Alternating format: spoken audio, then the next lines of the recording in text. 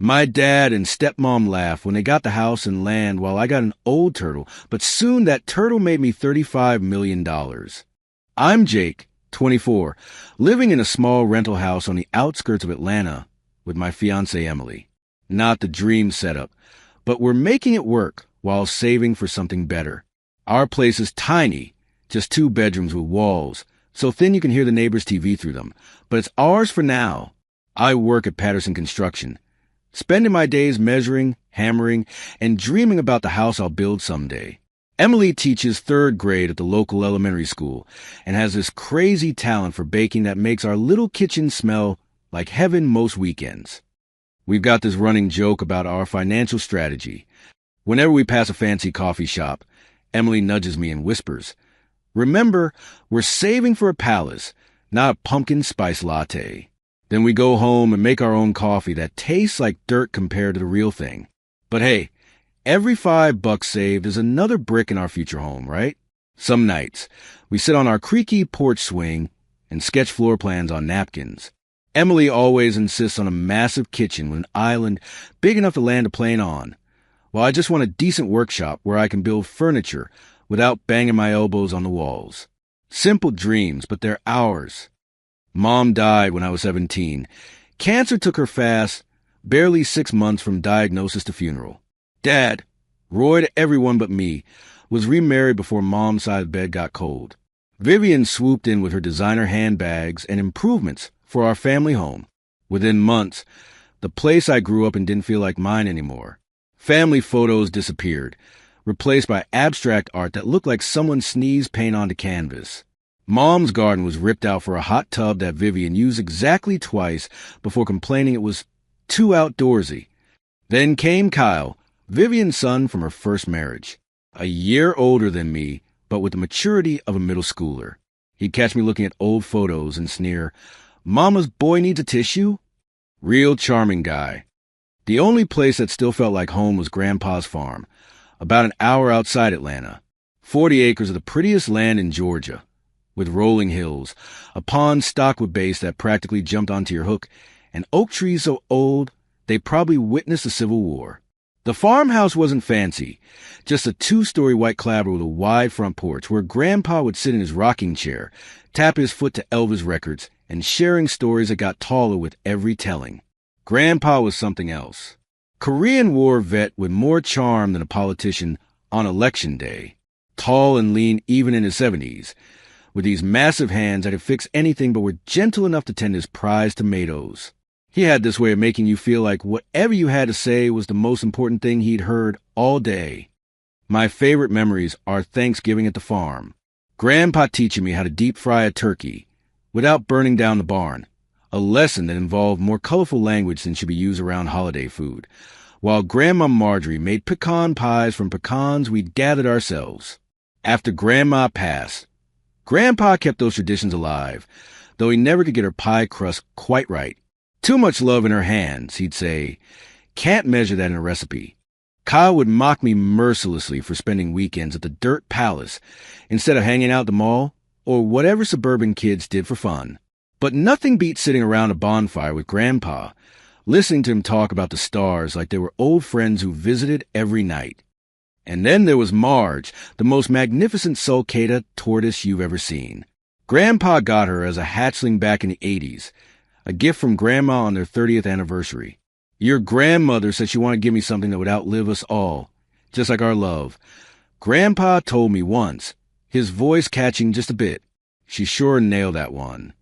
By the time I was coming around regularly, Marge was pushing 70 pounds and had her own heated shed that Grandpa built special, with a little door so she could come and go as she pleased. That tortoise had more real estate than some people I know. Marge ate like a teenager. Mountains of leafy greens, squash, and occasional pumpkin puree that Grandpa made specially for her. A lady deserves to be spoiled, he'd say with a wink. She was a local celebrity of sorts. Kids from nearby farms would ride their bikes over just to see her lumber across the yard, slow and steady as time itself. In 2015, when I was home from college for a summer break, I got in my head that Grandpa should try investing in Bitcoin. I was taking a computer science class, and everyone was buzzing about cryptocurrency being the future. I showed up at the farm one Saturday with my laptop, all fired up about digital wallets and blockchain technology. Grandpa listened patiently, sipping his sweet tea on the porch while Marge munched clover at his feet. When I finally ran out of steam, he laughed that deep belly laugh that seemed to come all the way from his boots. "Jake, my boy," he wheezed, wiping his eyes, "you want to trade real dollars for magic internet money? I'd sooner buy premium hay from Marge here. At least I can see where that investment goes." But here's the thing about Grandpa. Beneath all that old-school charm was a mind sharp as a tack. After giving me grief, he squinted at my laptop and said, "Well, I didn't get to be this old by ignoring the future. Show me how this hocus pocus works." So we set up a wallet, and I showed him how to buy Bitcoin, explaining all the steps. I never thought he'd actually do it, just wanted him to see how the technology worked. As he wrote down the seed phrase on a piece of paper, he muttered something about tortoises being more reliable than before his voice trailed off. I helped him secure everything, thinking he was just humoring me. In my mind, this was just an educational session for a curious old-timer, not something he'd actually pursue. Emily first met Marge about 3 years ago, when Grandpa invited us for 4th of July weekend. I was nervous. Meeting the family is one thing, but meeting Grandpa and his tortoise was the real relationship test. Emily passed with flying colors. She brought homemade tortoise treats, researched online, and sat cross-legged in the grass for an hour, just watching Marge explore her territory. "She's like a dinosaur," Emily whispered, awestruck. A gentle one that survived a meteor by moving too slowly for extinction to notice her. Grandpa beamed like Emily had just paid him the highest compliment. From that moment on, they were thick as thieves. He taught her how to clean Marge's shell with a soft brush and how to recognize when the tortoise wanted affection, which, surprisingly often, involved stretching her neck out for gentle scratches. Emily even joked that Marge should be our financial advisor, since tortoises think long-term by nature. What would Marge invest in became our shorthand for making careful decisions. We started visiting the farm almost every weekend, with Emily bringing her notebook to sketch Marge for what she called brand research. When we open our bakery someday, she told Grandpa, Marge is going to be our logo. Slow baked goods worth waiting for. Grandpa loved that idea so much he almost cried. Those weekends at the farm became our escape from the real world. While I helped Grandpa with repairs around the property, Emily would bake in the farmhouse kitchen, testing recipes and filling the house with smells that made my mouth water from across the yard. It felt like we were building something together, not just plans for our future, but a connection to my past. But paradise has a way of sprouting snakes. Dad started dropping hints about estate planning and liquid assets whenever Grandpa was mentioned. I knew what that meant. Vivian had her eye on the farm's value, not its legacy. She referred to it as a dirt heap too many times for me to miss her meaning. This wasn't just paranoia on my part. Grandpa had told me years ago that he'd put the farm in Dad's name, with the understanding that it would stay in the family for generations. This land has Thompson blood in every inch of soil, he'd said firmly. It's not for selling. It's for living. But whenever Dad and Vivian visited, rarely, I'd catch her eyeing the property like she was mentally subdividing it into condo lots. Kyle would trail behind, kicking at the garden beds and asking me if I was planning to become a hick farmer when Grandpa was gone. The disrespect made my blood boil, but I kept quiet for Grandpa's sake. Grandpa had this saying that I've carried with me. Life is like a tortoise, slow moving, but if you keep going without stopping, you'll get where you're meant to be. He'd tap Marge's shell gently when he said it, and she'd blink those ancient eyes like she was co-signing his wisdom. Last Memorial Day weekend, Emily and I drove down for a visit. Grandpa had been calling more frequently, sometimes just to tell me about Marge's latest adventures or to ask about that internet money. I had a feeling something was on his mind, but he wasn't ready to share it yet. While helping him clean out the old storage shed, I found a faded photograph tucked inside a cigar box. It showed a much younger Grandpa holding baby Marge's palms, Grandma laughing beside him. When I turned it over, there was an inscription in Grandpa's neat handwriting. Secrets hide where no one thinks to look. I laughed and showed it to him. What's this, Grandpa? Buried treasure map? He took the photo, studied it for a long moment, then handed it back with a smile that didn't quite reach his eyes. Something like that, Jake. Sometimes the best treasures are right under your nose. I thought he was being sentimental, but something in his tone made the hair on my arm stand up, like he was trying to tell me something, without actually saying the words. That evening, as the fireflies started to peer over the pond, we sat on the porch watching Marge munch on dandelions in the yard. Grandpa seemed lost in thought, occasionally glancing between me and the tortoise with an expression I couldn't quite read. You know, Jake, he said finally, Marge has been with me through everything. Losing your grandma, watching you grow up, seeing the world change faster than an old man can keep up with. She's a keeper of secrets. That one. Tortoises don't gossip. I nodded, not really understanding, but sensing the weight behind his words. Just remember, he added, patting my shoulder, sometimes the most valuable things look ordinary on the outside. That's how they stay safe. As Emily and I drove home that Sunday evening, the setting sun painting the sky in shades of orange and pink, I couldn't shake the feeling that Grandpa had been trying to tell me something important. Your grandpa seemed different today, Emily said, echoing my thoughts. More, I don't know, intentional. I nodded, watching the familiar landscape roll by. Yeah, like he was making sure I was paying attention. Emily reached over and squeezed my hand. So, when are we going to build our own farmhouse? I'm thinking wraparound porch, big yard for our own Marge Jr. someday. I laughed, the strange moment with Grandpa temporarily forgotten. One step at a time, Em. First, let's get a house with walls thicker than cardboard. As we continued toward home, I thought about what Grandpa had said about Marge being a symbol of enduring love. If he was right, if that tortoise really did represent something eternal, maybe she had some wisdom to share with us too, about patience and persistence and building something meant to last. We'll get there, I said quietly, more to myself than Emily. Slow and steady, just like Marge. 3 weeks after our visit to farm, my phone rang at 4:30 in the morning. Nobody calls at that hour with good news. The hospital's number flashed on my screen, and my stomach dropped before I even answered. Grandpa had suffered a massive stroke in his sleep. The neighbor found him when Marge wandered to their property, something she'd never done before. I broke every speed limit driving to the hospital. Emily white-knuckled in the passenger seat as I called Dad on speakerphone. The ICU was blindingly white and smelled of antiseptic and desperation.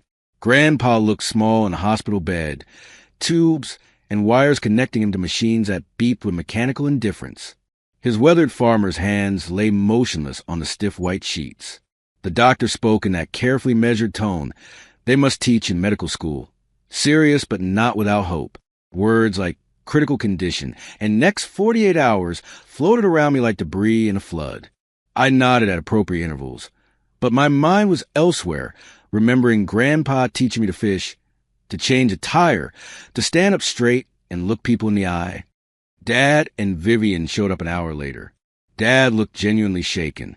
Vivian wore full makeup and kept checking her watch. That first day was a blur of coffee from vending machines, uncomfortable waiting room chairs, and hushed conversations with nurses. When they finally let me see him again, I was alone. The machines had been silenced, though the lights still blinked. Grandpa's eyes fluttered open when I took his hand. "Jake," he whispered, his voice barely audible over the hospital sounds. "Take care of Marge." I assured him the neighbor was feeding her, that everything was fine, but he gripped my wrist with surprising strength. "No, listen. Marge knows more than you think. Take care of her, and she'll take care of you." I chalked it up to medication and stroke infusion, but something in his eyes looked clear and urgent. Before I could ask what he meant, his eyes drifted closed again. I sat with him until visiting hours ended, telling him about my latest construction project, pretending he could hear me. Grandpa never woke up again. He slipped away at 3:17 the next afternoon. I was holding his hand when the monitor flatlined, that horrible steady tone cutting through the room like a physical thing. A piece of me flatlined with him. The days that followed were a haze of paperwork and phone calls. Emily handled the funeral arrangements while I wandered around our apartment like a ghost, forgetting to eat until she put food in front of me. Dad seemed genuinely heartbroken, though Vivian kept bringing up practical matters when we talked. Kyle sent a generic sorry for your lost text, misspelling my name as Jack. I drove to the farm alone the day before the funeral, needing some quiet time with my memories. I knew Dad had promised to keep the farm in the family, eventually passing it down to me as Grandpa intended. But something in my gut told me things might not go according to plan. I wanted to soak in every detail of the place, while it was still undeniably Grandpa's. Marge was sunning herself in the yard, oblivious to the fact that her world had changed forever. I sat next to her, my hand on her sun-warmed shell, and cried for the first time since the hospital. She pushed her ancient head against my leg like she understood. The funeral was held at the small Baptist church, where Grandpa occasionally attended Christmas and Easter services. The parking lot overflowed with trucks and cars. It seemed like everyone in 3 counties came to pay respects. Farmers in clean but worn suits, veterans with ramrod-straight postures, ladies from the church with casseroles and gentle hands on my shoulder. I stood in a receiving line for 2 hours, listening to stories about Grandpa that ranged from hilarious to heartbreaking. The Korean War buddies who called him Lucky Thompson because of a near miss with a sniper. The neighbor whose barn he helped rebuild after a tornado. The local kids who remembered him as the tortoise man, who let them feed Marge carrots if they brought their report cards to show him. Throughout it all, Vivian complained under her breath about the heat, the length of the service, the waste of a perfectly good Thursday. During the eulogy, she not so quietly asked Dad when they could address the property situation. I gripped the edge of the pew so hard my knuckles turned white. Kyle, decked out in a designer suit that looked ridiculous against the backdrop of the simple country church, spent the entire service checking his phone. After the burial, he sidled up to me with that smirk I'd grown to hate. "So, Jake, you taking that dinosaur to the zoo or what?" "I'm thinking Dad could sell that land to a developer, make a killing. They're building golf communities all over these days." I promised Emily I wouldn't cause a scene, so I just walk away, hands shaking with the effort of not planting my fist in his perfect teeth. But man, I wanted to. I wanted to tell him that the farm wasn't just real estate. It was Grandpa's legacy, his heart and soul poured into every acre. Instead, I went to find Emily, who was talking to the church ladies, graciously accepting casserole dishes we had no room for in our tiny freezer. 2 days after the funeral, we all met at Mr. Harrison's law office. Harrison was Grandpa's attorney and fishing buddy for 40 years, a sharp-eyed man with thinning white hair and bow ties that seemed anachronistic anywhere else but somehow suited him perfectly. The office smelled of leather and old books. Vivian perched on the edge of her chair, like she was afraid of catching something from it. Kyle slouched, bored already. Dad stared at his hands. Emily sat next to me, her presence a silent support. Harrison cleared his throat and began reading the will with a somber dignity. The farm and most of Grandpa's assets went to Dad, as expected. Then Harrison's voice took on a subtle tone of amusement. "To my grandson, Jake, I leave my tortoise, Marge, and her housing structure, as she, unlike some, won't sell him down the river for a quick buck." There was uncomfortable laughter around the room. Vivian's perfectly penciled eyebrows shot up like startled caterpillars. Kyle snorted. Dad looked embarrassed. I felt like I'd been punched in the gut, not because I expected the land. I knew it would go to Dad. But because of the wording. Was Grandpa calling out Dad's intentions from beyond the grave? Why emphasize that Marge wouldn't sell me down the river, unless he suspected that's exactly what Dad might do with the farm? But as Mr. Harrison continued with smaller bequests, his fishing tackle to a neighbor, his truck to his church for their outreach program, I remembered Grandpa's words in the hospital. Marge knows more than you think. Was there something I was missing? Mr. Harrison handed me a sealed envelope after the reading. "Your grandfather asked me to give you this privately," he said quietly, his eyes communicating something I couldn't quite read. Inside was a simple note in Grandpa's handwriting. "The answer isn't always where you're looking. Sometimes it's right under your nose or your feet." Dad surprised me by suggesting Emily and I stay at the farm temporarily, while we figured out what to do with Marge. "It'll give me time to sort things out with the property anyway," he said, avoiding my eyes. I didn't like the sound to sort things out, but the chance to spend more time at the farm was too good to pass up. We moved in the following weekend, bringing just enough clothes and supplies to get by. Emily immediately started cleaning the farmhouse kitchen, while I checked on Marge's enclosure, making sure it was secure and comfortable. Being there without Grandpa felt wrong, like the heart had been torn out of place, but there was comfort in the familiar creaks of the floorboards and the view of the pond at sunset. For 2 weeks, we settled into a strange limbo. I commuted to work on the farm, wincing at the gas costs, but loving coming home to the peace of the countryside. Emily brought stacks of papers to grade and spent her afternoons on the porch, red pen in hand, occasionally looking up to watch Marge's slow progress across the yard. We cleaned out some of Grandpa's clothes, both of us tearing up over his collection of flannel shirts, worn soft from years of use. We talked about the future and hypotheticals. What if we could buy the farm from Dad? What if we turned part of it into Emily's dream bakery? What if we raised our future kids here, letting them grow up with dirt under their fingernails and stars overhead, the way I had? Then came the bombshell. Dad and Vivian showed up unannounced one Saturday morning. I was in the barn, fixing a leak in Marge's heated enclosure for the coming fall weather. Vivian stayed in the car, but Dad walked over, hands in his pockets, looking everywhere but at me. "Jake, I need to talk to you about the farm," he started, scuffing at the dirt with his city shoes. My heart sank. I knew what was coming before he said it. I've had an offer from Scenic Valley Developments. $900,000 for the whole property. They want to build a gated community. The world tilted sideways for a moment. I'd known this was coming, but hearing it out loud made me physically nauseous. "Dad, you promised Grandpa you'd keep this place in the family." He wanted it preserved, not carved up into cookie-cutter lots for rich people's second homes. Dad's face hardened. "Your grandfather lived in the past, Jake. We have to think about the future. Kyle's looking at colleges. Vivian wants to move closer to her sister Miami. And frankly, this place is just sitting here costing me property taxes. Give me time to buy it from you," I pleaded. "Emily and I can get a loan. Maybe not for the full amount, but they're ready to close in 30 days, Jake. No contingencies, no waiting for financing. It's a sure thing." So that's it. 70 years of family history bulldozed from McMansions. Dad finally met my eyes, and I saw nothing of Grandpa in him. "The deal's as good as done.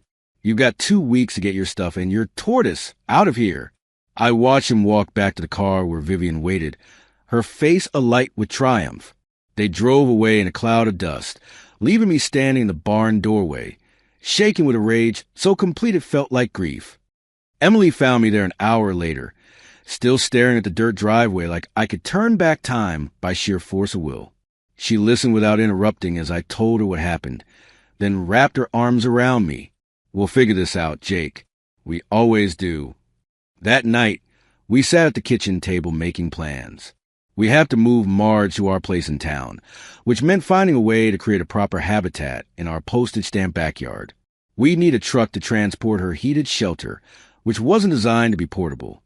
And we have to leave the only place that still felt like home to me. The next 2 weeks passed in a blur of packing and planning. We rented a U-Haul from Marge's shelter, which I partially disassembled to fit on the truck. Emily called in favors from her teacher friends, and we had a small army helping us clear out what we wanted to keep from the farmhouse. Dad didn't show his face again, which was probably for the best. Moving day dawned bright and clear, the kind of perfect fall day that Grandpa would have spent on his tractor, getting the fields ready for winter. The irony wasn't lost on me. Getting Marge into the pickup truck was a comedy of errors that would have been hilarious under any other circumstances. She weighed north of 80 pounds and had absolutely no interest in being relocated. Emily tried luring her with pumpkin treats, while I attempted to lift her from behind. After the third time, she pulled her head and legs into her shell, becoming essentially an immovable boulder. Our neighbor Tom brought over a dolly and helped me roll her up a makeshift ramp. We secured her in the truck bed with blankets and bungee cords, creating a tortoise burrito that should have been safe for the hour-long drive to our rental house. Should have been. Halfway home, on the interstate, Marge decided she'd had enough of travel and started thrashing in her blanket cocoon. I watched in the rear-view mirror, horrified, as she worked herself dangerously close to the edge of the truck bed. Emily climbed into the back seat to keep an eye on her, giving me real-time updates like a traffic reporter. She's moving again, heading starboard, plotting an escape. Jake, pull over. I swerved onto the shoulder just as Marge made her bid for freedom. Emily lunged across the back seat and grabbed her shell before she could tumble onto the highway. We sat there on the side of I-85, cars whizzing past, with Emily half hanging out the window, clutching an indignant tortoise. When my heart rate returned to something approaching normal, we rearranged everything, this time using the tow straps from Grandpa's emergency kit to create a more secure harness. Marge glared at us. Yes, tortoises can glare for the rest of the trip. Our rental house in town had a small fenced backyard that was now dominated by Marge's shelter. We had to get special permission from our landlord, who was convinced we were bringing in some kind of farm animal, until we showed him pictures of Marge. That's not a pet, that's a dinosaur, he'd said, shaking his head but signing the amended lease anyway. Our neighbors were equally perplexed. The first time Mrs. Abernathy from next door spotted Marge cruising along the fence line, she dropped her watering can and called the police, convinced an alligator had somehow wandered into suburbia. It took Emily 20 minutes in a National Geographic article to convince her that sulcated tortoises were not, in fact, dangerous predators. The kids on our street thought Marge was the coolest thing ever. They gathered at the fence after school, watching her methodical demolition of our lawn with the fascination usually reserved for video games or YouTube stars. We became known as the Tortoise People, which was fine by me, better than being the guy who lost his grandfather's farm. That first night in our house when Marge settled in the backyard, Emily and I sat on our tiny back porch, drinking beer and looking at the stars, or what we could see of them through the city lights. It wasn't the same as the farm, where the Milky Way spread across the sky like spilled sugar. Nothing would ever be the same as the farm. What do we do now? I asked, not really expecting an answer. Emily leaned her head on my shoulder. We keep going, one day at a time. That's what your grandpa would say, right? I watched Marge slowly circling her new, much smaller territory, seeming to take it all in stride. Tortoises adapt. They've been around since the dinosaurs, surviving whatever the world throws at them. Maybe Grandpa was right, I said quietly. Maybe Marge is our good luck charm, our reminder to keep going no matter what. Emily smiled and squeezed my hand. If she starts digging up buried treasure in the backyard, I'll believe it. We sat there in comfortable silence, watching our prehistoric roommate explore her new kingdom, my grandfather's words echoing in my head. Marge knows more than you think. Little did I know how right he was. 3 weeks after settling into our suburban tortoise sanctuary, Dad called. It was the first time we'd spoken since the showdown at the farm. His voice had that forced casual tone people use when they're trying too hard to sound normal. Jake, the developers are finalizing the paperwork. We're closing the deal in 10 days.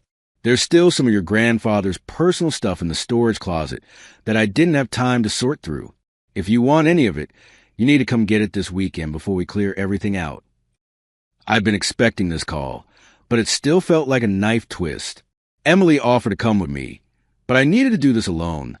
One final goodbye to the farm before it became a construction site for cookie-cutter houses with pretentious names like the Sycamore and the Magnolia. The farm looked different already.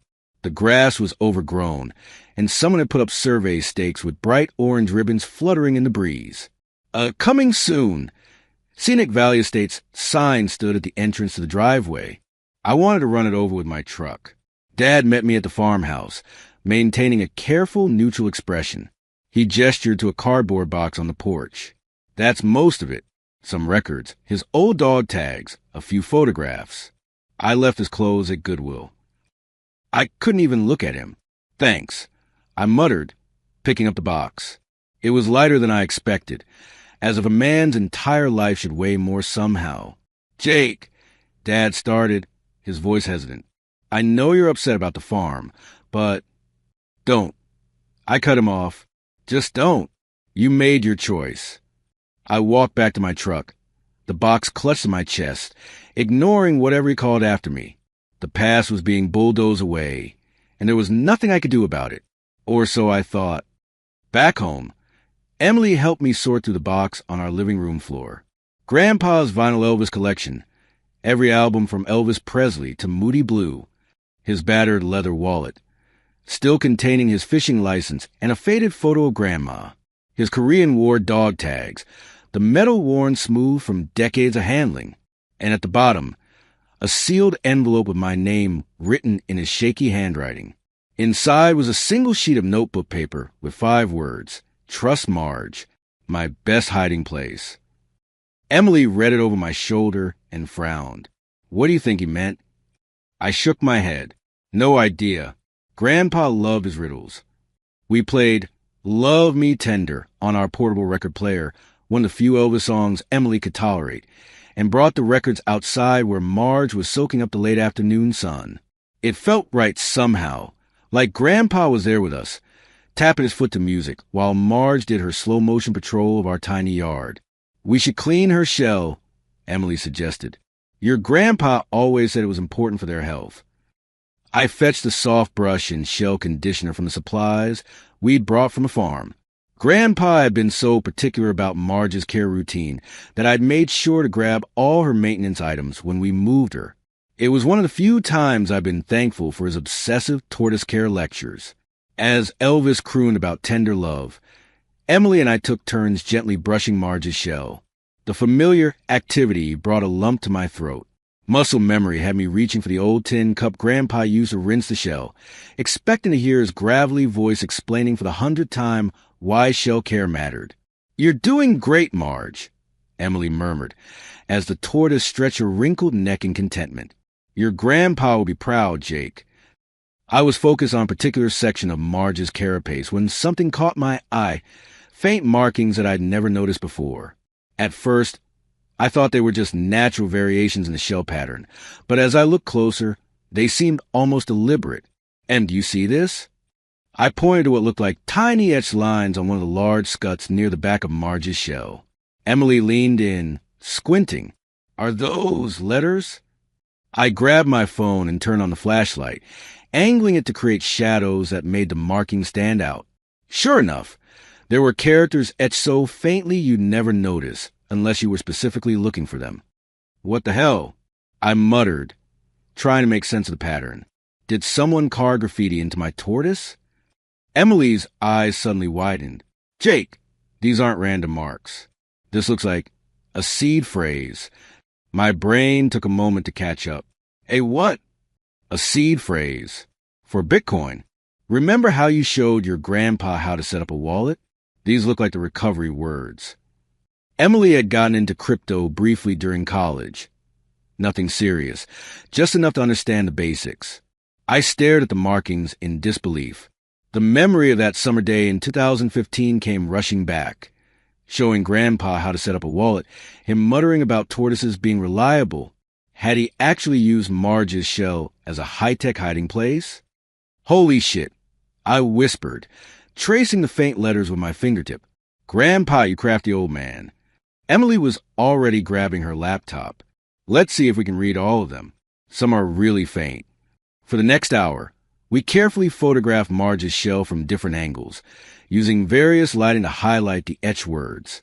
Marge endured our attention with typical tortoise patience, occasionally stretching her neck for a piece of romaine lettuce Emily offered as a reward. "This is insane," I kept saying. Grandpa turned Marge into a crypto wallet, a living, breathing safe. Emily laughed. "Marge, you're either a genius or the world's slowest hacker." I joined in. Maybe she can do our taxes next year, too? Once we had clear images of all the markings, we sat at the kitchen table and pieced together the seed phrase. 12 words, etched so carefully they blended perfectly with the natural patterns of Marge's shell. No wonder I'd never noticed them before. You have to be looking specifically for them or cleaning the shell very carefully to spot the difference. "Okay," Emily said, her fingers hovering over the keyboard. "Moment of truth. Let's see if this actually works." My heart pounded as she entered the recovery phrase into the wallet software. I didn't want to get my hopes up. For all we knew, this was just Grandpa's idea of a practical joke, or he'd transferred the funds years ago. There might be nothing but digital dust in that wallet. The screen processed for what felt like forever. And then numbers appeared. 350 Bitcoin. I blinked. Sure, I was misreading. Is that? Emily's mouth had fallen open. Jake, that's 350 Bitcoin. That can't be right, I stammered. Let me see. But there was in black and white, 350 BTC. At current rates, about $100,000 per Bitcoin in 2025. That was $35 million. $35 million. My mind flashed back to that summer day, Grandpa pretending to humor me about magic internet money. I'd helped him set up the wallet, showed him how to secure it, never believing for a second he'd actually invest. The sneaky old fox had apparently taken my advice to heart, sunk a significant chunk of money into Bitcoin, and then, in true Grandpa fashion, found the most unique storage method possible. I sank into a chair, legs suddenly unable to support me. He actually did it. He bought Bitcoin, and he hid the keys on Marge's shell. Emily was typing frantically, checking the transaction history. Looks like he bought it in several batches throughout 2015 and early 2016, right after you showed him how. Bitcoin was trading between $200 to $400 during that period. Grandpa must have invested a significant amount of his savings on a digital currency most people his age thought was a scam, then kept it secret for nearly a decade. I don't believe it, I said, staring at Marge, who was now contentedly munching on a piece of squash, completely unaware she was carrying millions of dollars on her back. All those times he asked me about that internet money, he was checking on his investment. Emily's face suddenly turned serious. Jake, are you going to tell your dad about this? The question hit me like a bucket of cold water. Dad, would I tell him about this windfall, this last surprise from Grandpa? My first instinct was yes. It was the right thing to do. But then I remembered Dad ready to sell the farm without a second thought.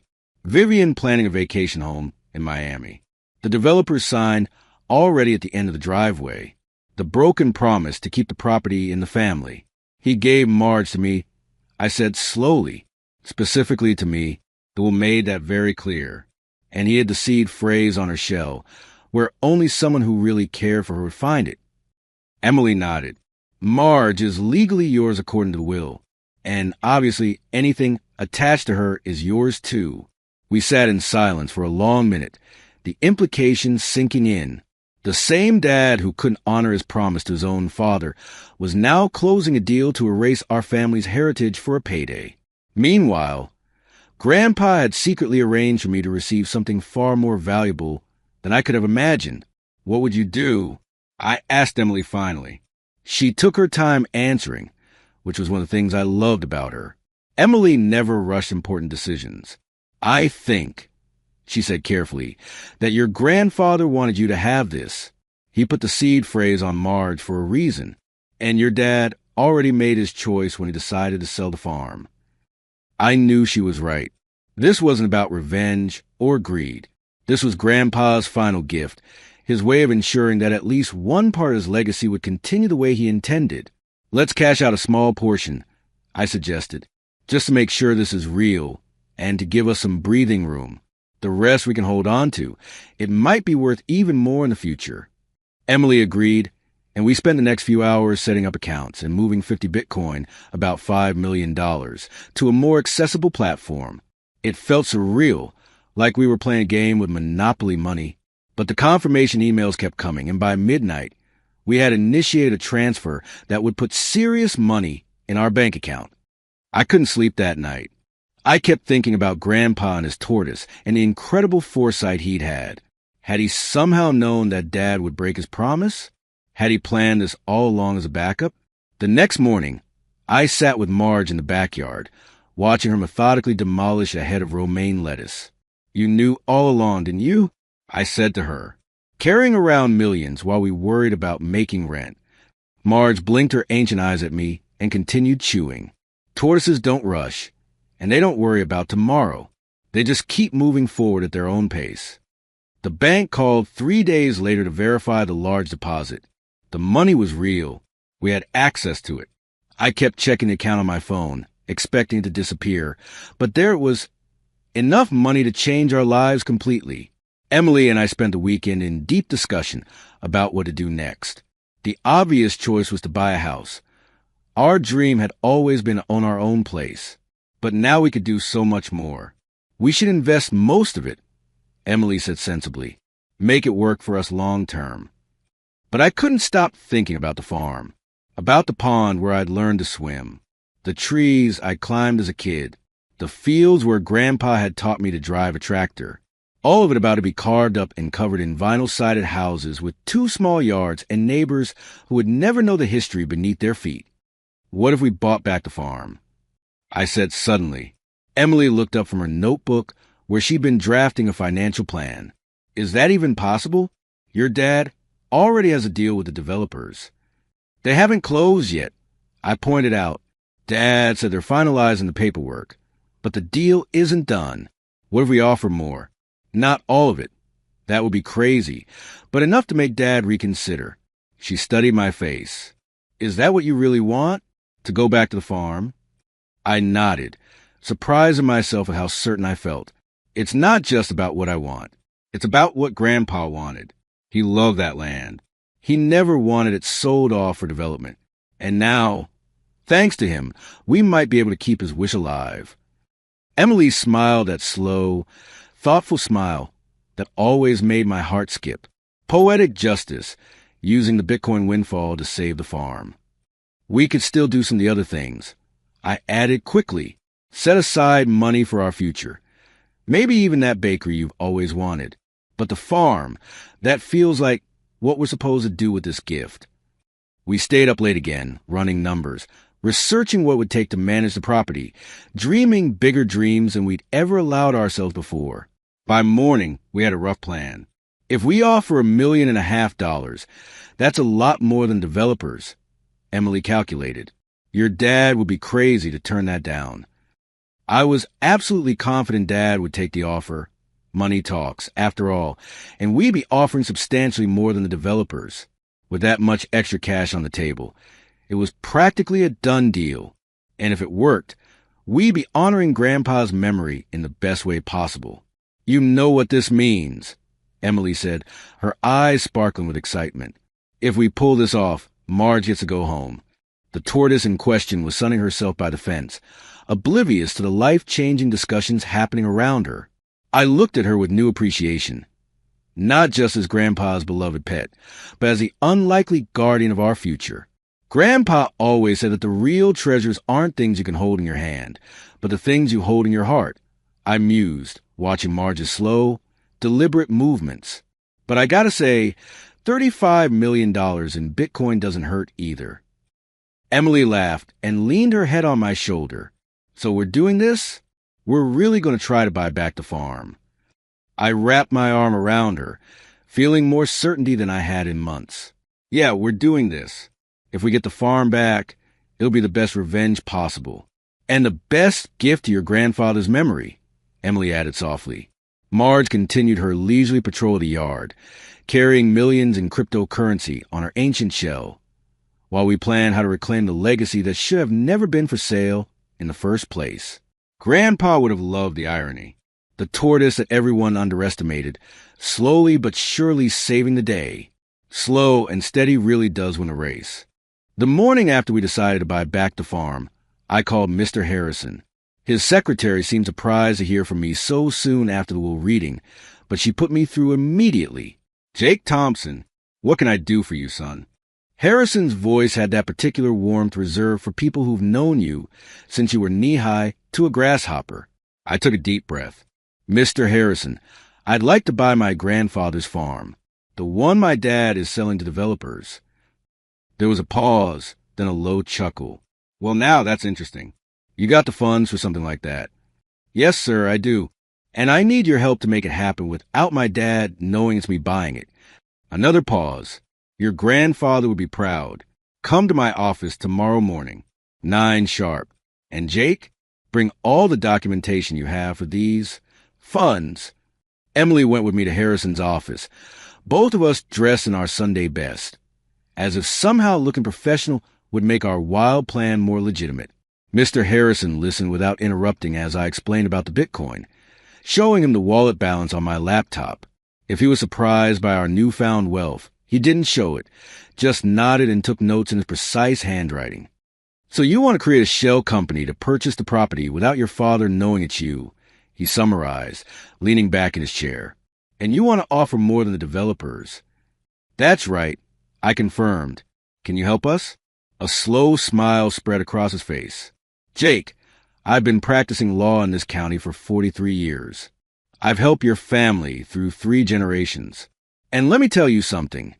I've been waiting for someone to play chess with Roy Thompson since he married that woman." And just like that, Operation Homecoming was born. Mr. Harrison moved with remarkable efficiency for a man in his 70s. By the end of the week, we had established Tortoise Holdings, LLC, a property investment company with Emily and me as silent partners and Harrison as the public face. We set up the necessary bank accounts, transferred funds, and prepared all the paperwork. "Now, timing is critical," Harrison explained, sipping his ever-present black coffee. "Roy mentioned they're closing with the developers in a few days. We need to make our offer immediately, and it needs to be substantial enough that your father can't afford to refuse it." We settled on $1.3 million, $300,000 more than the developer's final offer. It was a ridiculous overpayment for rural Georgia farmland. But this wasn't about market value. This was about family heritage. This was about keeping a promise. Harrison called Roy that afternoon, while Emily and I sat in his office, barely breathing. The call was on speakerphone, but Harrison signaled us to remain silent. "Roy, Bill Harrison here. I have a client interested in your father's property. They're prepared to offer $1.3 million. Cash deal. Close it within 2 weeks." The silence on the other end was so long, I thought the call had dropped. Then, "Bill, I've already got a deal in process with Scenic Valley. They've raised their offer to an even million." Harrison didn't miss a beat. "My clients are prepared to wire a $50,000 non-refundable deposit today as a show of good faith. The remaining $1.25 million at closing." Another long pause. "Who's the buyer, Bill?" "Tortoise Holdings, LLC. They're looking at several properties in the area for a tourism development. Your father's place fits their criteria perfectly." I could almost hear the wheels turning in Dad's head, calculating how to break the news to the developers without burning bridges. After all, Scenic Valley was a big player in the area. He might want to do business with them again someday. "I'd need to see proof of funds before I walk away from a solid deal," Dad said finally. "Check your email in 5 minutes," Harrison replied smoothly. "And Roy, my clients need an answer by close of business today." After hanging up, Harrison looked at us with twinkling eyes. "Now we wait. And if I know your father, he'll call Vivian immediately to tell her about the extra $300,000. Sure enough, Dad called back just before 5 p.m. He was trying to sound casual, but I could hear the excitement in his voice. "Bill, I've reviewed the offer with my wife. We're prepared to accept. Have your clients send over the contracts." And just like that, the farm was coming back to us. I felt dizzy with the reality of it. Emily squeezed my hand so hard it hurt, but I barely noticed. Mr. Harrison winked at us as he finalized details with Dad. After hanging up, Harrison told us that during a separate conversation, he'd heard Vivian gloating in the background. "Those suckers are overpaying by at least $500,000. Kyle's going to have the biggest pool in Miami." I laughed until tears rolled down my face. If she only knew who the suckers really are. The next 2 weeks were a blur of paperwork, inspections, and nervous anticipation. What if Dad somehow discovered our scheme? What if the developers countered with an even higher offer? What if the Bitcoin market crashed before we could complete the transaction? But everything went smoothly. Harrison was a master, keeping all communication flowing through his office and creating just enough corporate documentation to make Tortoise Holdings LLC look legitimate without revealing too much information. The day of closing, Emily and I sat in Harrison's back office while he met with Dad and Vivian in the conference room. through the thin walls. We could hear the scratching of pens on paper and Vivian's too loud laugh as she presumably thought about all the things she could buy with the unexpected windfall. When Harrison finally opened the door and ushered us into the conference room, Dad and Vivian had already left with their check. On the conference table sat a single key with a hand-carved wooden tortoise keychain that Grandpa had made years ago. "Congratulations," Harrison said, pushing the key toward me. "You are now the proud owners of the Thompson family farm." I picked up the key, the familiar weight of it in my palm bringing back a flood of memories. How many times had Grandpa handed me this same key when I came to visit? How many times had I watched him lock up the barn at night, the tortoise keychain swinging from his gnarled fingers? "Thank you." I managed, my voice thick. "What do we owe you for all this?" Harrison waved away the question. "Your grandfather was one of my oldest friends. He'd be tickled pink to know I helped you pull this off. Consider it my gift to him." As we walked to the truck, Emily asked, "How long before we tell your dad it was us?" I grinned. "Let's wait until after the wedding. I want to see his face when he realizes his son is his former landlord." We drove straight to the farm. Our farm now, barely speaking, each lost in our own thoughts. The "coming soon" development sign was still at the entrance. I stopped the truck, got out, and yanked it from the ground, tossing in the truck bed with more satisfaction than I'd felt in months. The farmhouse looked empty and slightly neglected after just a few weeks without care. Fallen leaves had gathered on the porch, and the flower beds Grandma had lovingly tended for decades were overgrown with weeds. But the bones of the place were strong, waiting for us to breathe life back into them. We walked through each room, making plans. The kitchen needed updating if Emily was going to use it for her baking. The old spare bedroom would make a perfect office. The bathroom, well, the less said about the 1970s avocado fixtures, the better. Outside, we walked property line, just as Grandpa and I had done countless times. The pond still teemed with fish jumping at dusk. The old oak trees still stood sentinel along the driveway. And the barn, Marge's home, waited patiently for her return. "I can't believe we actually did it," Emily said, her arm linked through mine, as we watched the sunset from Grandpa's porch rockers. "This is really ours now." Thanks to Grandpa's crazy Bitcoin gamble and Marge's shell, I agreed. Speaking of which, we need to bring her home tomorrow. That night, we slept on an air mattress in the living room, too excited to drive back to our rental. I lay awake long after Emily fell asleep, listening to the familiar creaks and sighs of the old house, feeling Grandpa's presence in every corner. The next day, we rented another U-Haul, and once again faced the challenge of tortoise transportation. This time, Marge seemed to sense she was going home. She practically walked up the ramp herself, settling into her travel nest with minimal fuss. The drive back to the farm felt like a victory parade. When we released her in the barnyard, Marge did something I'd never seen before. She circled the entire perimeter of her old territory, stopping at each landmark as if checking that everything was still in order. Then she headed straight for her favorite sunning spot beside the old oak tree and settled in as if she'd never left. "She remembers," Emily said softly. "She knows she's home." Over the next few weeks, we split our time between getting the farmhouse habitable again and figuring out what to do with our newfound wealth and property. We had far more land than we needed for just the two of us, and the inheritance came with responsibility. One evening, as we sat on the porch watching Marge's sunset patrol, Emily said, "What if we created something here? Something that honors your grandfather and shares this place with others." The idea took root instantly. We stayed up late into the night, brainstorming what would eventually become Marge's retreat, a place where people could escape the city, reconnect with nature, and experience the simple joys that had shaped my childhood. We invested a chunk of our Bitcoin fortune into renovating the farmhouse and building 5 charming cabins around the property, each with a perfect view of either the pond or the rolling fields. We refurbished the old barn into a gathering space, complete with a commercial kitchen for Emily's baking classes and farm-to-table dinners. 6 months of nonstop work later, we were ready for our soft opening. Our concept was simple but appealing: a nostalgic retreat where guests could fish in a stocked pond, hike through its untouched by development, gather eggs from our small chicken coop, and then each day with sunset bonfires where we'd serve Emily's fresh-baked pies and tell stories under the stars. And of course, there was Marge, the undisputed star of property. We built her a special viewing area where visitors could safely observe her, learn about tortoise conservation, and occasionally, under strict supervision, offer her approved treats. Children were particularly enchanted by her prehistoric appearance and gentle demeanor. We hired local staff, partnered with nearby farms for produce, and created an experience that captured the essence of Grandpa's hospitality and wisdom.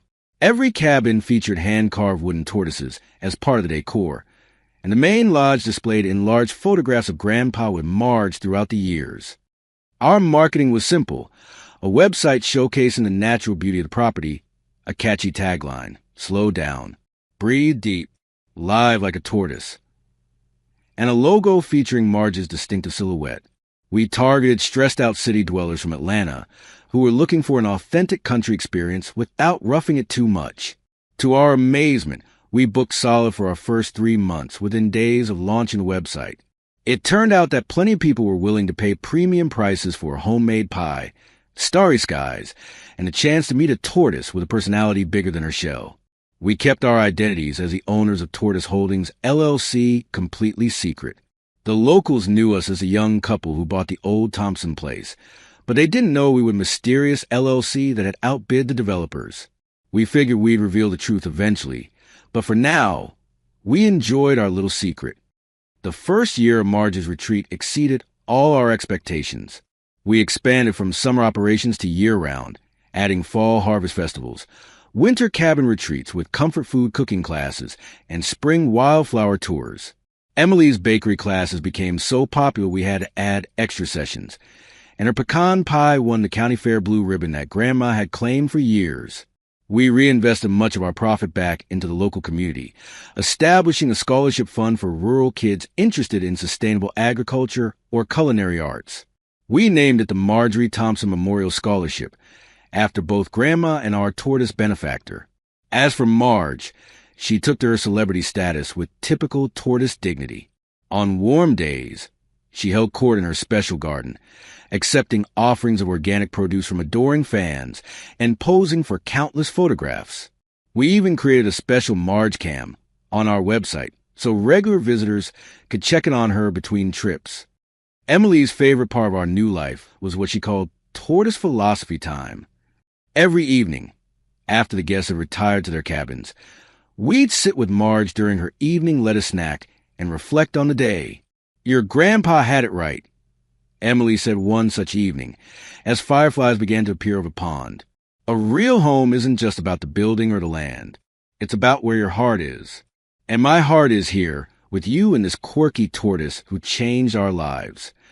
I watched Marge methodically working her way through a romaine leaf, the same way she'd done for decades before us, and would continue doing for decades after we were gone.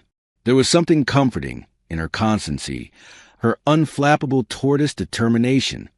"Grandpa used to say that tortoises teach us the most important lesson in life," I said.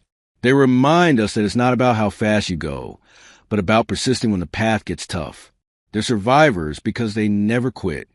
We sat in comfortable silence as darkness settled around us, the chorus of frogs and crickets providing nature's soundtrack. In just a few hours, we'd be up again, baking bread for breakfast, preparing fishing gear for guests, living the life we'd never imagined possible a year ago. "We should start planning our wedding," Emily said suddenly. "Right here, with Marge as a guest of honor." I grinned, picturing our tortoise friend dressed in a tiny bow tie for the occasion. Marge in wedding attire? Now that's an Instagram moment waiting to happen. As summer turned to fall, our business continued to thrive. We added a small gift shop selling Marge-themed merchandise, with a portion of proceeds going to tortoise conservation, expanded our culinary program to include farm-to-table dinners using ingredients grown in Grandma's revitalized garden, and even started hosting corporate retreats for companies looking to inspire creativity in their teams. Each new venture succeeded beyond our expectations, as if blessed by Grandpa's approval from beyond. We work harder than we'd ever worked before, but it never felt like a burden. This was our heritage, Our future, our way of honoring the past while building something new. One evening, as we sat on the porch planning our spring wedding, Emily looked out over the property where guests were gathering for the nightly bonfire and said, "I wonder what Vivian will say when she sees the invitation with Marge's picture on it." I laughed, imagining her expression. Something tells me she might suddenly develop a tortoise allergy. As the stars appeared overhead, I felt a deep sense of contentment that had nothing to do with our bank account and everything to do with the legacy we were building. Grandpa had taught me that wealth isn't measured in dollars, but in moments, in connections, in finding where you belong. And thanks to one very special tortoise, we had found exactly that. After months of planning, our wedding day finally arrived. We'd chosen to hold it at Marge's retreat, which had become one of the most popular getaway spots in the county over the past year. Nobody except Emily and I, and Mr. Harrison, of course, knew that we were actually the mysterious owners of Tortoise Holdings, LLC. The secret had been eating me alive, but I'd held on to it, knowing the perfect moment for the big reveal was coming. The May weather blessed us with clear skies and just enough breeze to keep everyone comfortable. Wildflowers dotted the meadows, and the event pavilion we built last winter was decorated with string lights and mason jars filled with local blooms. Everything looked exactly as Emily had envisioned during those late nights of planning after our regular guests had gone to bed. I stood greeting guests at the entrance, trying to keep my nerves in check, not wedding jitters. Emily and I had been solid since day one, but anticipation about the bomb I was about to drop on my family. When Dad's SUV pulled into the parking area, my heart rate doubled. Dad stepped out first, then turned to help Vivian, who was struggling with her ridiculous heels in the gravel. Kyle emerged last, already looking bored and checking his phone. None of them knew this was Grandpa's farm yet. The invitation had simply stated Marge's retreat with directions. The exact moment Dad realized where he was standing was priceless. His eyes widened as he took in the familiar landscape, now transformed with cabins and walkways, but still unmistakably the Thompson family farm. "This is your grandfather's farm," he said, confusion evident in his voice. "They're letting you have your wedding here?" "It's called Marge's Retreat now," I replied, keeping my face neutral. "Beautiful place, isn't it?" Vivian was already scanning the property with calculating eyes. "My goodness! Whoever bought this place certainly improved it. These cabins must bring in quite a profit." She turned to Dad with a self-satisfied smile. "We sold at exactly the right time, didn't we, Roy?" I bit my tongue and directed them toward the ceremony area, where guests were already finding their seats. The big reveal would come later, at the reception. I'd waited this long. I could wait a few more hours. The ceremony itself passed in a blur of emotion. Emily appeared at the end of the aisle in her vintage-inspired dress, looking so beautiful that everything else faded away for a moment. We exchanged vows under an arbor built from what's salvaged from Grandpa's old workshop, while Marge watched from a special viewing area nearby, wearing a custom bow tie for the occasion. During the cocktail hour, I overheard Vivian bragging to some distant relatives about how they'd made such a smart investment decision by selling the farm when they did. "The property values in this area have skyrocketed," she said, gesturing expansively. The timing couldn't have been better. Kyle, meanwhile, was working his way through the open bar while making snarky comments about the venue. "Of all the places to get married, you picked Grandpa's old farm? Talk about living in the past," he said, sloshing his bourbon. "You got the turtle, Dad got the cash. Seems fair." At the reception, guests found their seats at tables named after different turtle species. The catering staff served Grandpa's favorite foods with Emily's gourmet upgrades: fried chicken with truffle honey, shrimp and grits with heirloom tomatoes, and peach cobbler made with fruit from trees Grandpa had planted decades ago. I watched Dad take it all in, a strange mix of emotions playing across his face. He seemed uncomfortable, like the ghost of his broken promise was sitting right next to him at the table. Good. Let him squirm a little. The moment for toast arrived, and after the best man and maid of honor said their pieces, it was my turn. I stood up, champagne glass in hand, my heart pounding like a jackhammer. "I want to thank everyone for coming today." I began scanning the room until my eyes landed on Dad and Vivian. "This place means everything to us. My grandfather built this farm from nothing, poured his life into this land, and dreamed it would stay in the family forever. I paused, taking a sip of champagne for dramatic effect. So, when my father decided to sell to developers, I was heartbroken. The room went quiet. Dad shifted uncomfortably in his seat. Vivian's smile froze on her face. But then something amazing happened. I continued. My grandfather left me a gift, one hidden in the most unlikely place. I gestured toward Marge's special enclosure near the dance floor. That gift made it possible for Emily and me to create Tortoise Holdings, LLC, and buy back the farm that should have never left our family. The collective gasp was everything I'd hoped for. Vivian's champagne glass froze halfway to her lips. Dad's jaw physically dropped. Kyle choked on his drink. Around them, local guests who had known the Thompson family for generations began to murmur and turn to stare. "So I'd like to propose a toast," I said, raising my glass. "To my grandfather, who taught me that sometimes the slowest path is the surest one. To Emily, who believed in this dream when it seemed impossible. And to Marge, the tortoise who saved our family legacy." The applause was thunderous, with many guests standing. Old friends of Grandpa's were wiping away tears, nodding their approval.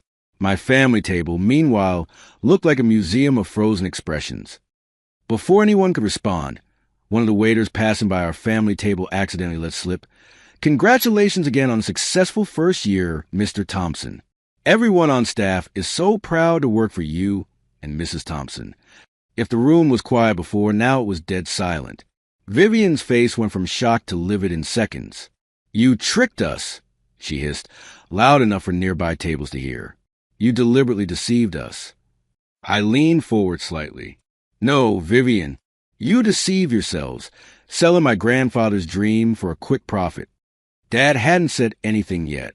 He just stared at me, then at the property around us, apparently connecting all the dots in his head. Vivian wasn't finished, though. "This is fraud," she insisted, her voice rising. "We could take legal action." I couldn't help but laugh. "For what exactly? Paying you more than the property was worth? Please, go right ahead and explain that to a judge." Kyle, surprisingly, started laughing too. "He got us good, didn't he? Damn, little brother, I didn't think you had it in you." Vivian stood abruptly, her chair scraping loudly against the floor. "Roy, we're leaving. Now." Before Dad could respond, something unexpected happened. Marge, apparently inspired by all the excitement, had somehow worked the latch of her viewing area open with her persistent beak. She was now making a determined march directly toward the dance floor, moving with more purpose than I'd ever seen from her. Guests began pointing and laughing as the tortoise paraded down between the tables like she was meant to be part of the wedding procession. Emily burst out laughing. "Look at Marge. She definitely wants to dance." The band, taking the cue, started playing a slow tune. The tension broke as everyone, including Kyle, cracked up at the tortoise's perfect timing. Everyone except Vivian, who was already heading for the exit. Dad hesitated, looking between his wife and me. "I need to talk to Jake," he said firmly. "Alone." Vivian stormed out, Kyle trailing behind after giving me a surprisingly respectful nod. Dad followed me outside to Grandpa's porch, where we sat in the same rocking chairs where I'd spent countless evenings listening to old stories and life lessons. For a long moment, neither of us spoke. The sound of the reception drifted through the open windows. Music, laughter. The celebration continuing without us. "I should be furious with you," Dad said finally. "Are you?" He sighed, looking out over property, now transformed but still carrying Grandpa's spirit in every acre. "No. Impressed, actually, and ashamed." I waited, letting the night sounds fill the silence between us.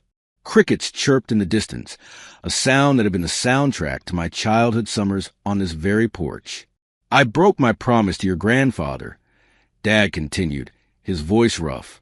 "I knew how much this place meant to him, to you, but Vivian, she has a way of making her priorities become everyone else's." It wasn't quite an apology, but it was the most honest thing my father had said to me in years. He would have been so disappointed in me. Dad said, "But he would be proud of you. What you've done here, it's something special." I felt some of my anger melting away, like ice in the Georgia sun. "It's not too late to remember what family means," I said finally. Dad nodded slowly. "You've built something good here, something that honors him." We sat in silence for a while longer, the weight of unspoken thoughts hanging between us. Finally, Dad stood. "I should get Vivian home before she starts calling lawyers," he said, with the ghostly smile. "But Jake, I'd like to come back sometime. See what you've done with the place. Maybe bring my fishing gear." It wasn't a full reconciliation, but it was a start.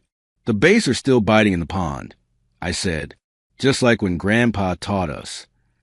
Dad left, but the party continued with even more energy than before.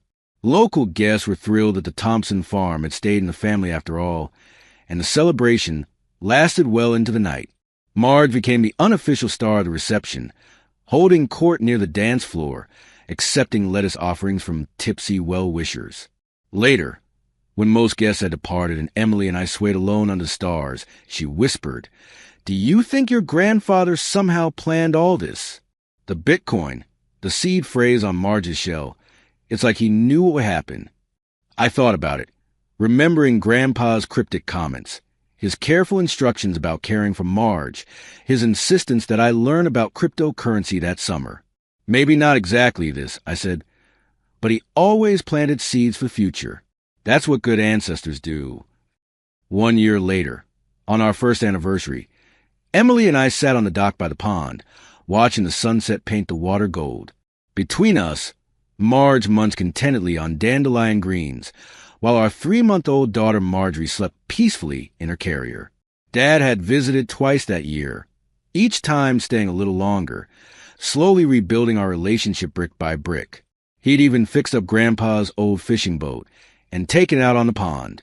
Vivian never came with him, but that was probably for the best. Marge's retreat had expanded to include 10 cabins, with a 6-month waiting list for reservations. Emily's baking classes had been featured in Southern Living magazine, and we were breaking ground on a new event space for weddings and family reunions. But the most valuable things we'd built weren't physical structures. They were the moments shared with guests who left the retreat refreshed and reconnected. The scholarships we'd funded for local kids. The community we'd created among our staff and neighbors.